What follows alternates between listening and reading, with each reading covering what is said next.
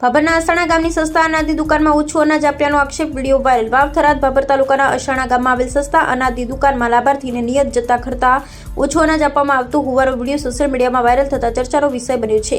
Viral વિડીયોમાં લાભાર્થી અને દુકાન સંચાલક વચ્ચે ઉગ્ર બોલાચાલી થતા જોવા મળી રહી છે। લાભાર્થીનો આક્ષેપ છે કે તેના મોબાઈલમાં 20 કિલો અનાજ મળવાનો સંદેશ આવ્યો, પરંતુ દુકાન પરથી માત્ર 15 કિલો અનાજ જ આપવામાં આવ્યું હતું। આ ઘટનાનો વિડીયો વાયરલ થતા ગ્રામજનોમાં પણ રોષની લાગણી જોવા મળી રહી છે। ગ્રામજનોએ સમગ્ર મામલે નિષ્પક્ષ તપાસ કરી જો કોઈ ગેરરીતિ થઈ હોય તો જવાબદારો સામે કડક કાર્યવાહી કરવાની માંગ ઉઠાવી છે। વાયરલ વિડીયોને લઈ અનેક સવાલો ઊભા થયા છે અને પુરવઠા વિભાગ દ્વારા સમગ્ર મામલે તપાસ કરવામાં આવે તેવી માંગ પણ જોર પકડી રહી છે।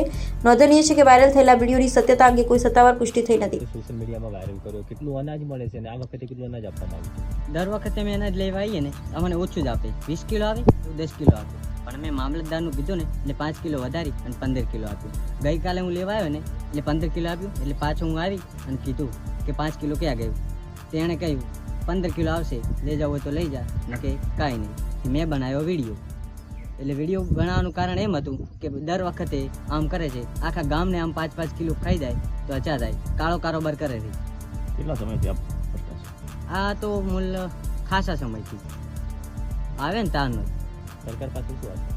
સરકાર પાછળ એટલી આશા છે કે આવો માણસો ગમે ગામમાં, અમારે ગામની વાત નહીં, ટોટલ ગામની વાત છે, સરકારે આવા માણસોને કોઈ પગલું ભરે એટલી અમારી આશા છે।